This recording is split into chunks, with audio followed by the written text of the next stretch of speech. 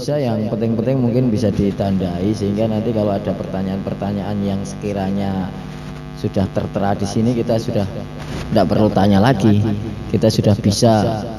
Oh ini kitabnya sudah ada. Tapi ya tidak apa-apa. Terakhir kemarin masalah anak kecil yang bawahnya itu. Kemudian musonef memberi pengecualian halaman 8 berarti ya. 87.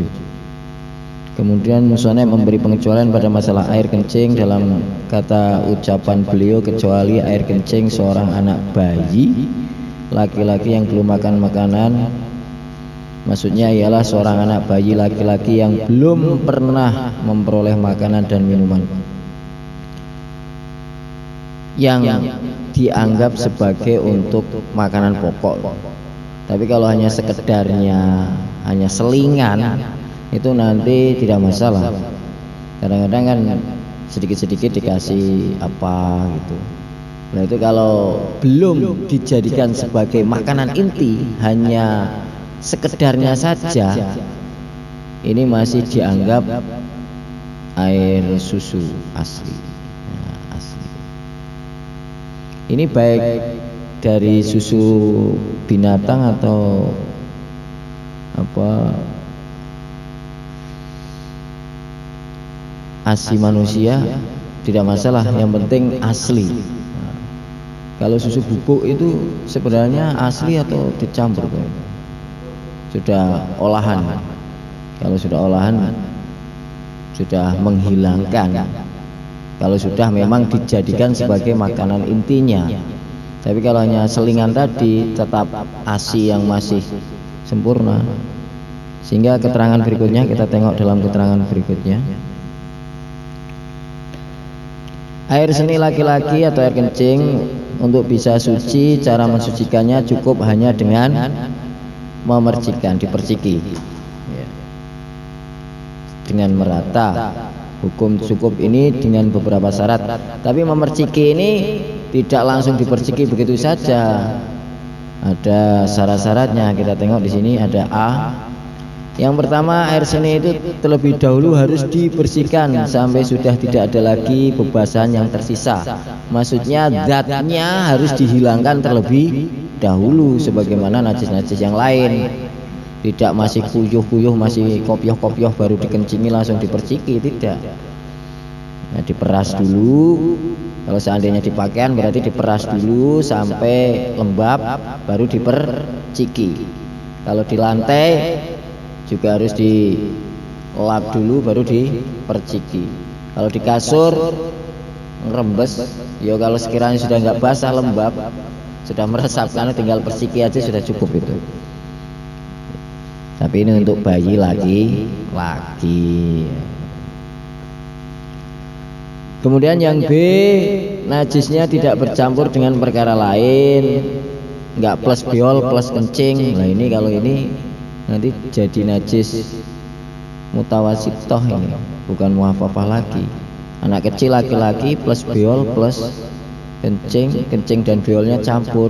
Lah kalau seperti ini nanti sudah bukan muhafafah yang cukup sekedar diperciki, harus dibersihkan sebagaimana yang keterangan yang awal kemarin, termasuk najis mutawasitoh, harus dihilangkan najisnya, kemudian harus dialiri, tidak diperciki. Ini kalau seandainya campur antara biolnya dan kencingnya. Jadi ini cukup diperciki itu kalau memang betul-betul murni air kencingnya saja, tidak campur dengan yang lainnya.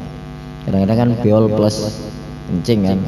Nah kalau seperti itu ya kadang-kadang nempel di gendong biol plus kencing sehingga ada kuning-kuningnya. Lah kalau seperti ini harus dicuci, nggak cukup diperciki. Kemudian yang C, belum makan selain air susu sebagai makanan pokok, air susu ASI maksudnya ini. Mengenai susu yang dikonsumsi, bocah ini tidak harus dengan air susu ibu. Air susu hewan pun bisa, sama saja, asalkan masih murni. Beli susu di Trangkil itu bawah sana susu sapi yang masih murni, tidak dicampur dengan apa-apa, langsung diminumkan, ini juga kencingnya juga masih dianggap mukhafafah, tidak bercampur dengan hal yang lain, semisal air.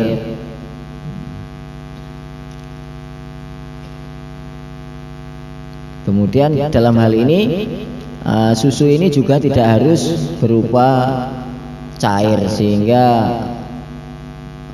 benda padat pun, kalau seandainya itu susu yang bubuk itu memang asli murni dari susu yang basah dikeringkan, itu pun nanti tidak masalah. Tapi kan permasalahannya itu susu-susu yang sudah bubuk itu kan sudah tidak asli lagi, sudah campur gitu, campur-campur dengan perkara-perkara lain.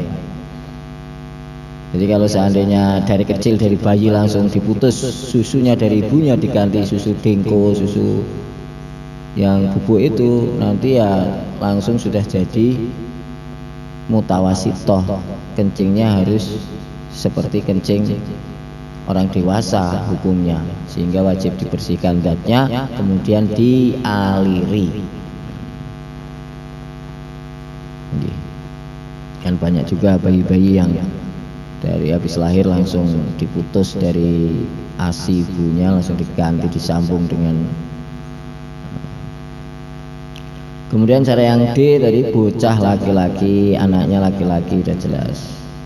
Kemudian yang E belum mencapai umur 2 tahun. 2 tahun di sini pakai 2 tahun hijriyah. Oke, hijriyah.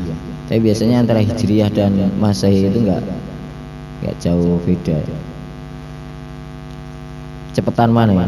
Kalau perhitungan itu cepetan masehi atau hijriyah? Hijriyah. Sehingga agak maju gitu. Kalau lebaran biasanya kan maju gitu.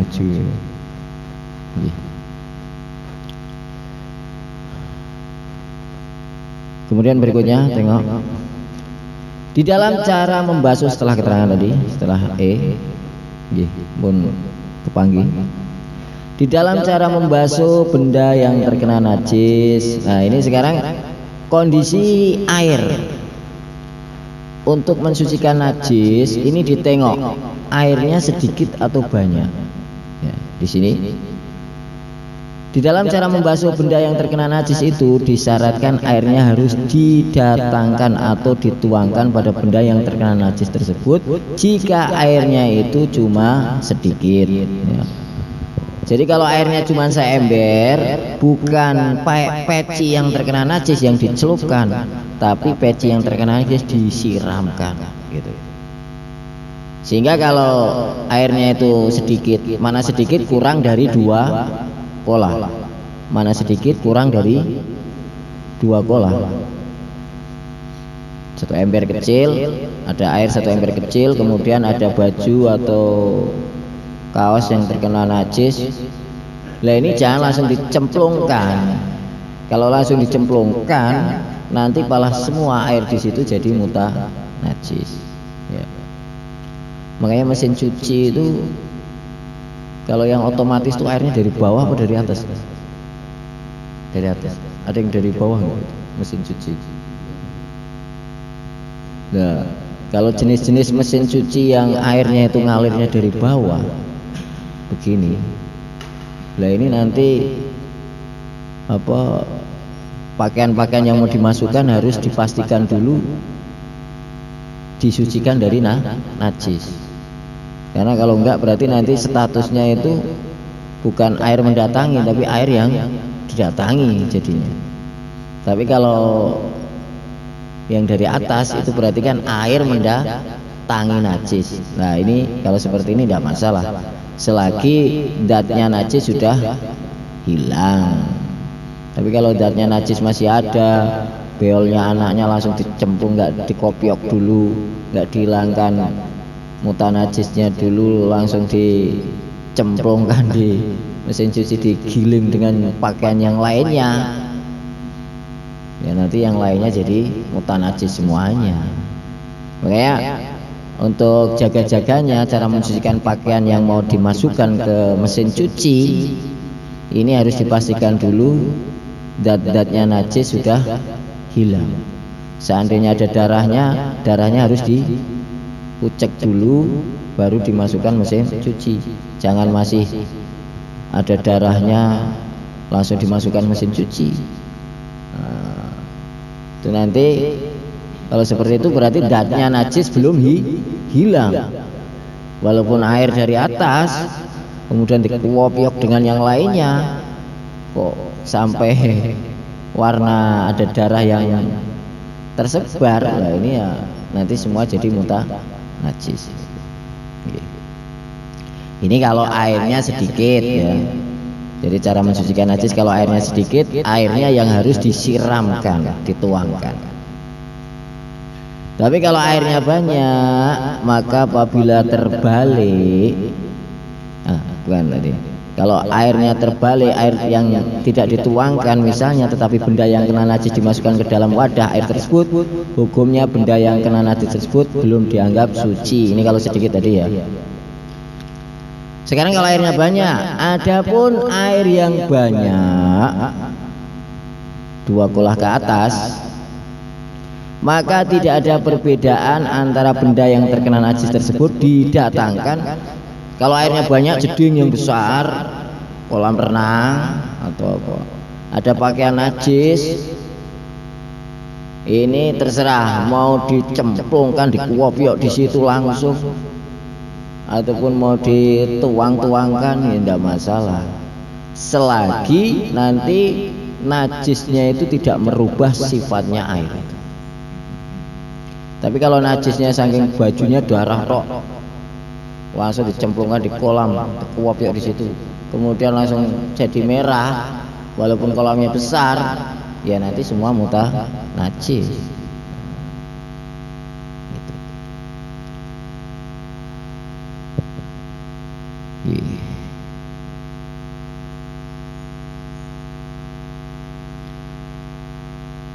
Ini cara mensucikan najis sudah selesai. Sekarang pembahasan berikutnya mengenai najis-najis yang dimaafkan. Ada najis yang tidak dimaafkan, ada najis yang dimaafkan. Nanti secara umum najis yang dimaafkan itu ada 2 bagian ya. Ada kalanya dimaafkan dalam pakaian, badan, dan benda-benda yang lain, tapi tidak dimaafkan dalam air ya. Termasuk nanti darah ya. Darah kalau kena pakaian, kalau sifatnya sedikit, maka nanti dimaafkan. Ada darahnya dikit, kalau dikit dimaafkan. Tapi kalau dalam air, jatuh di gelas, atau jatuh di teko, atau jatuh di ember yang kurang dari 2 kolah, walaupun darahnya itu setetes, bahkan tidak merubah sifatnya air.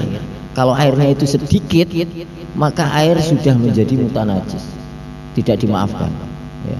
Karena darah ini, darah, nanah, jenis itu dimaafkan hanya dalam badan, pakaian, dan benda-benda yang lain, tidak dalam air. Jadi misalnya tangannya terkena goresan, kemudian darahnya netes jatuh di ember, terus walaupun cuma sedikit, walaupun tidak merubah sifatnya air, tidak ada perubahan, itu tetap dikatakan muta najis sudah airnya itu. Kemudian ada najis-najis yang dimaafkan di air, tapi tidak dimaafkan dalam pakaian, badan, dan benda-benda yang lain, yaitu bangkai hewan yang tidak mengalir darahnya. Bangkai, kata-kata bangkai berarti sudah mati. Bangkai kecoa misalnya, cecek termasuk itu, lalat, ya itu kan hewan-hewan yang darahnya tidak mengalir. Kalau dia bangkai itu nanti kalau dalam air yang sedikit, selagi tidak merubah sifatnya air, dimaafkan. Sehingga kalau ada gelas kopi lagi bikin kopi anget-anget belum diminum, ada lalat masuk, mati. Berarti kan kena bangkai ini, bangkai lalat. Bagaimana ini? Kopinya boleh dilanjut atau dibuang? Boleh, ya, boleh kalau doyan. Kalau masih, karena bangkai lalat ini termasuk dimaafkan dalam air. Teko, kendi misalnya, minum, terakhir keluar kecoa, udah mati. Lah, bagaimana ini yang lainnya ini yang di dalam kendi? Najis apa enggak? Tidak, karena kecoa termasuk jenis hewan yang tidak mengalir darahnya sehingga bangkainya dimaafkan walaupun dalam air yang sedikit,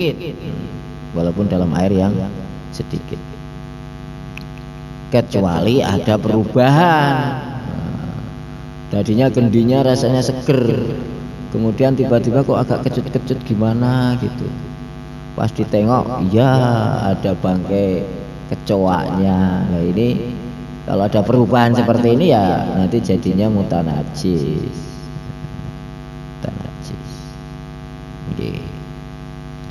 Nah bangkai-bangkai ini dimaafkan dalam air, tidak dimaafkan dalam pakaian, badan dan sebagainya.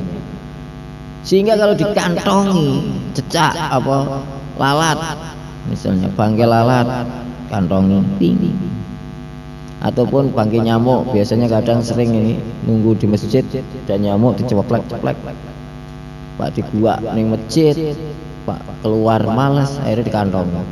Lah ini nanti membawa bangkai statusnya ini. Sedangkan itu hewan-hewan yang tidak mengalir darahnya itu dimaafkan hanya dalam air, tidak dalam pakaian. Sehingga kalau dibawa untuk sholat, nanti sholatnya tidak sah, statusnya membawa bangkai walaupun kecil. Secara umum seperti itu. Mutanajis kalau seandainya basah, tapi kalau saking sedikitnya itu nanti dimaafkan pakaiannya, tapi kalau bangkainya tidak gitu. Jadi kalau bangkai nyamuk dikantongi nempel di pakaian itu kan nggak kelihatan. Cuman bangkainya kelihatan kan, bangkainya yang kelihatan, tapi nempelnya itu kan nggak ada bekasnya. Kalau nggak ada bekasnya berarti itu dikatakan saking sedikitnya. Nah, kalau saking sedikitnya najis maka dihukumnya dimaafkan. Maka di sini secara umum dan tidak bisa diampuni dimaklumi tentang beragam najis kecuali sekelumit sedikit. Secara umum najis tidak dimaafkan kecuali sedikit, termasuk dari darah dan nanah. Darah dan nanah kalau sedikit dimaafkan, tapi seperti tadi dimaafkan dalam pakaian, badan atau yang benda-benda yang lainnya, tidak dalam air. Maka di sini pakaian, maka keduanya jika mengenai pada pakaian atau pada tubuh bisa diampuni, dan sholat dalam keadaan terkena darah dan nanah tersebut hukumnya dianggap sah. Ini kalau sedikit. Sehingga di sini ada kriteria apa? Pakaian atau pada tubuh. Kenapa air tidak disebut? Karena kalau di air tidak dimaafkan tadi. Nah, sekarang keterangan sedikit banyak itu bagaimana dikatakan sedikit atau dikatakan banyak, kita tengok di sini. Dulu sudah pernah kita terangkan juga. Kita tengok dalam keterangan, mungkin yang penting bisa ditandai sehingga nanti sewaktu-waktu ada orang tanya, dipoto ini kitabnya jelas. Menurut pendapat yang paling rajih, penilaian sedikit dan banyak ini dikembalikan pada urab umum. Urab itu umum. Urap itu apa? Umumnya, mengikuti umumnya. Kalau umumnya orang-orang menganggap itu banyak, maka dianggap banyak. Kalau umumnya orang-orang itu dianggap sedikit, maka itu dianggap sedikit. Ini menurut pendapat yang rajih. Dengan demikian darah yang ghalibnya itu umumnya sama dengan urap. Ghalibnya itu sama dengan urap tadi apa? Dengan demikian darah yang umumnya mengenai sesuatu dan itu memang sulit dihindari, maka dapat dikategorikan sedikit. Pendapat yang lain menetapkan, ini pendapat yang kedua ini. Pendapat yang lain menetapkan mengenai kriteria sedikit atau banyak. Pendapat yang kedua, kategori banyak adalah yang nampak begitu jelas bagi orang yang melihat dan tidak perlu fokus dan memicingkan kedua matanya, memelekkan, melototi. Ya, jadi, seandainya dengan melihat, oh banyak itu, dengan melihat begitu saja sudah bisa menentukan banyak, maka dianggap banyak. Tapi kalau dilihat dengan mata, wih ini banyak apa sedikit, perlu ini lah, berarti itu kategori sedikit ya. Kalau melihatnya harus perlu diteliti, ditengok betul-betul, berarti namanya sedikit. Tapi kalau nggak perlu melotot gini sudah kelihatan jelas, oh itu darah itu, berarti dianggap banyak. Tapi kalau ini darah bukannya, kita tengok dulu. Oh darah. Lah kalau seperti ini berarti sedikit. Menurut pendapat yang kedua. Sekarang pendapat yang ketiga dan pendapat lain. Nah ini ada, berarti ada berapa pendapat nanti ya. Pendapat yang pertama tergantung umumnya. Rajih itu unggul.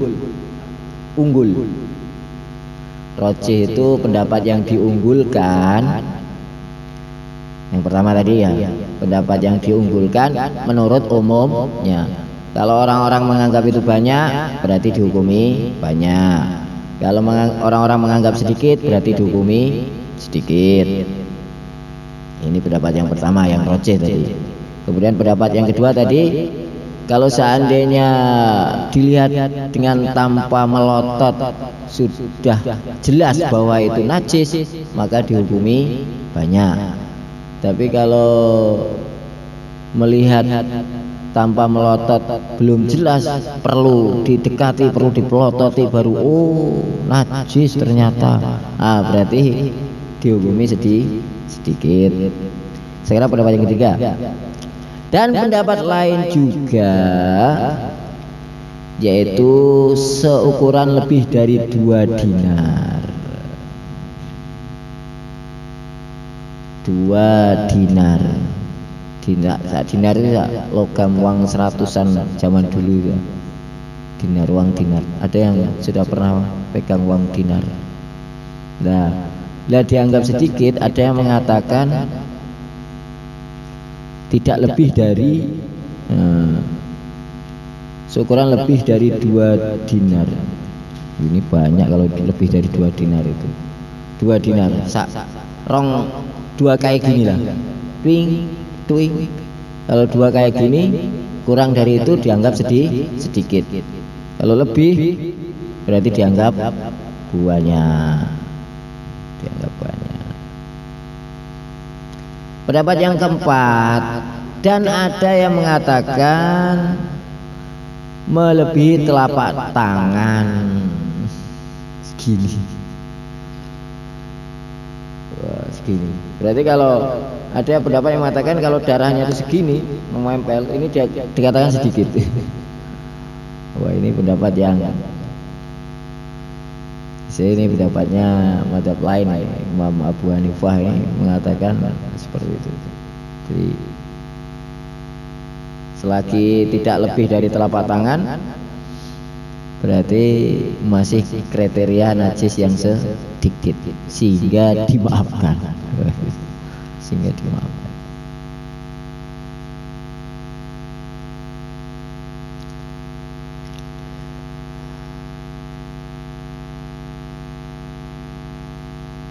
Ya. Kemudian dari kesimpulan najis dimaafkan atau tidak, ini ada 3 kesimpulan. Kita tengok ini berikutnya itu. Kemaafuan dan tidaknya darah dan nanah ini terbagi menjadi 3 bagian dari kesimpulan tadi semuanya. Berarti yang pertama, ada najis-najis yang tidak dimaafu sama sekali, baik sedikit ataupun banyak. Di antara najis itu ada najis yang tidak dimaafkan, baik sedikit ataupun banyak. Sedikit aja tidak dimaafkan, apalagi banyak. Yang pertama, najis apa itu? Yang keluar dari najis mughaladah, berarti najisnya anjing dan babi, ya. Darah anjing, darah babi, kencing anjing, kencing babi, beol anjing, beol babi, ini walaupun sedikit tidak dimaafkan. Kemudian yang kedua, yang sengaja dilumurkan. Nah, ini kata-kata sengaja dilumurkan, ini prakteknya yang nanti geplek nyamuk itu. Geplek nyamuk itu kan sengaja mencet itu. Kalau nyamuk meletos sendiri, bisul meletos sendiri, kalau sedikit dimaafkan. Tapi kalau dipeletos ataupun nyamuk dicablek, berarti ini kan sengaja mencet getih. Lah, kalau seperti ini nanti kalau di sini mengikuti di sini tidak dimaafkan, sehingga darah nyamuk walaupun sedikit kalau hasil dicablek, wah, cerot. Nah, ini berarti ada unsur sengaja. Jadi yang dimaafkan itu kalau tidak sengaja. Makanya di sini yang sengaja dilumurkan. Maka kalau sengaja dilumurkan, sedikit atau banyak tidak dimaafkan. Makanya hati-hati kalau nyeplek nyamuk nih, mending digusah mawon. Kecuali kalau duduk kedudukan ataupun nggak sengaja dicaplek atau pecah sendiri saking gendutnya nyamuknya, kayak somiber kecepet airnya meletos karena ya ada darahnya. Ada yang sering baju tahu-tahu ya darah nyamuk ini. Kalau seperti itu tidak masalah, tapi kalau sengaja diceples berarti tidak dimaafkan. Termasuk kalau sengaja dimasukkan bangkai-bangkai hewan yang tidak mengalir darahnya, sengaja dimasukkan dalam air, termasuk. Kemudian yang tidak dimaafkan yang ketiga, yang sudah tercampur perkara lain sekalipun suci, bercampur najisnya. Kemudian pembagian yang kedua, najis-najis yang dimaafu dalam kondisi sedikit. Berarti kalau banyak tidak dimaafu, gitu ya. Dimaafu itu dimaafkan. Dimaafu dalam kadar sedikit, yaitu darah dan nanah yang datang dari luar dirinya, asalkan bukan dari najis yang mughaladah atau bercampur dengan perkara lain. Kecipratan darah orang, nyembelih ayam. Kadang-kadang nyembelih ayam, habis nyembelih ayam, wisuh, wudu, sholat. Bar sholat, loh, kok masih ada sedikit kelenong sak titik. Ini darah ayam tadi nih. Bagaimana ini? Wudunya sah apa tidak? Kalau sedikit dimaafkan tadi, jadi tidak masalah. Jadi kan sering nyembelih ayam atau nyembelih kambing, isuh kurang resik, kemudian tahu-tahu tuh masih ada sedikit, tidak masalah. Kalau sedikit, tapi di beberapa tempat, kalau seandainya dikumpulkan jadi oke. Niki enek, buato enek juga. Lha nyembelih selat kabeh to. Jadi niki enek. Salat ae. Bar kuwi ngoco lho. Getih tok iki. Pecine ya enek juga ya, Pak. Lah ini kalau seperti ini bagaimana? Sithik ning di beberapa tempat. Jadi oke gitu. Nah dikumpulke jadi oke. Nah ini sebagian ulama tetap dimaafkan. Tapi ada yang mengatakan tidak dimaafkan. Terus bagaimana? Ya terserah. Seandainya mengikuti yang dimaafkan, ya nggak masalah. Yang penting kita punya pedoman. Setiap melangkah itu supaya ada pedomannya. Kadang-kadang, wih enak gede, barnya belah pitik, sholat lebih enak gede loh. Oh sidik dimaafkan ini, Bismillah. Jadi kalau tambah ilmu itu biasanya tambah mudah memaafkan. Telak cecak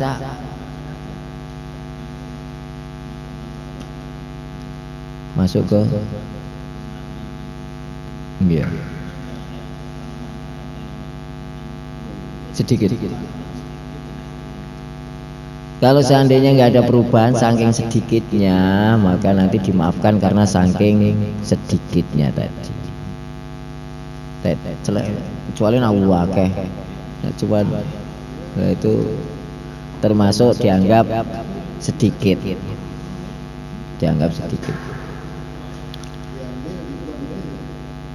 Ya, kalau masih basah diambil, nanti tangan kita jadi najis, harus dibersihkan, disucikan, disiram air. Tapi kalau sudah kering, ya tidak masalah.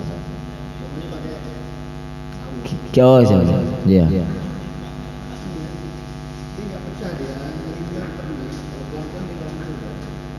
Dianggap najis yang sedikit. Ya. Makanya cecak sunah dibunuh gitu. Ngising ning gon-gon.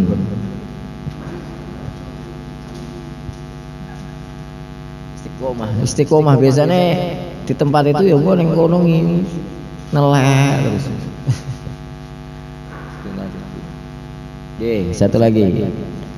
Yang ketiga, dimaafum meskipun dalam kadar banyak. Ada najis-najis yang banyak pun dimaafum, yaitu najis yang keluar dari diri kita sendiri dan dalam keadaan tidak sengaja. Termasuk bisul, darah bisul kalau meletos sendiri walaupun banyak itu dimaafkan. Ataupun darah luka, kadang-kadang kan luka yang habis tabrakan tompal itu kan darahnya nggak bisa bersih tuh, itu masih ada terus di situ ya. Walaupun banyak, selagi tidak pindah ke tempat lain, masih di posisi lukanya. Termasuk darah bekam, kalau dia masih di posisi tempat keluarnya, nanti termasuk dimaafkan ya. Sehingga kalau habis bekam, kelihatannya pertama sudah bersih, kemudian pakai baju sholat, habis itu buka baju, wah bajunya ada darahnya, ternyata masih keluar lagi. Bagaimana ini?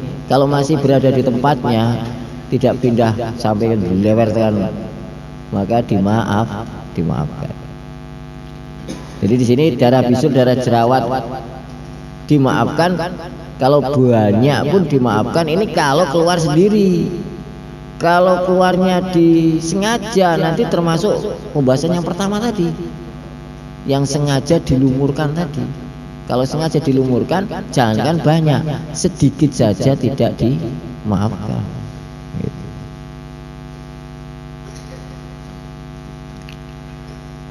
Termasuk di sini di samping gini dah, luka dari cantuk kan tadi. Jika sengaja dikeluarkan atau merembet ke bagian, jika sengaja dikeluarkan alias dipencet bisulnya, jerawatnya dipeletos, atau merembet ke bagian anggota yang semestinya bisa dihindari, maka dalam kategori sedikit saja yang dimakfu. Berarti kalau banyak tidak dimakfu. Darah bekam kalau di tempatnya, masih di tempatnya walaupun banyak dimaafkan. Tapi kalau sudah keluar area, kalau sedikit dimaafkan, kalau banyak tidak dimaafkan. Darah bisul begitu juga. Darah bisul itu kalau keluar sendiri walaupun banyak, selagi tidak merembet ke tempat yang lainnya, dimaafkan. Sehingga ketika sholat bisulen, ketika sholat meletos, sholatnya dibatalkan enggak? Tidak usah, walaupun getih bocor. Lah kalau mimisen, wah ini ketika sholat mimisan, ini kalau sedikit maka terus saja dimaafkan. Nah, tapi kalau banyak ditengok. Kalau seandainya tidak jatuh di tempat lain sekitar anggota tubuh kita, terus terang tidak apa-apa. Tapi kalau jatuh di tempat lain yang sekitar anggota tubuh kita, makanya nanti tidak dimaafkan jadinya. Berarti kan di tempat lain. Biasanya kalau mimisan banyak ya mesti tibone ya neng. Tidak bisa terhindar itu, maka dibatalkan aja. Tapi kalau sedikit, kadang-kadang keluar sedikit pas sholat, habis sholat gini, ada darahnya ini. Gimana ini? Sholatnya sah apa tidak? Sah mawon, karena dimaafkan tadi. Jadi masalah najis itu jangan sampai kepikir ibaratnya. Iya teliti boleh, hati-hati boleh, tapi jangan sampai kehati-hatian kita menyebabkan kita sendiri susah. Apa-apa najis, apa-apa enggak sah, apa-apa enggak sah, bingung karepe dhewe malah. Nanti jadinya amal agama kelihatan berat, apa-apa enggak oleh, apa-apa enggak oleh. Mungkin kalau bagi yang biasa sudah amal agama siap mujahadah tidak masalah, tapi kalau disampaikan kepada orang awam yang sholat aja masih aras-arasan misalnya, dihukumi nggak sah lagi, wah apalah, wis sholat nggak disah-sahke, sholat wis ngoyoi, nggak disah-sahke meneh, wah repot. Ya, cekap lagi jam itu persiapan ya. Mungkin Allah terima, berikan kepahaman, bisa mengamalkan dan menyampaikan. Terus insyaallah habis maghrib ala diniyah wa kulli niyatin sholihah. Alfa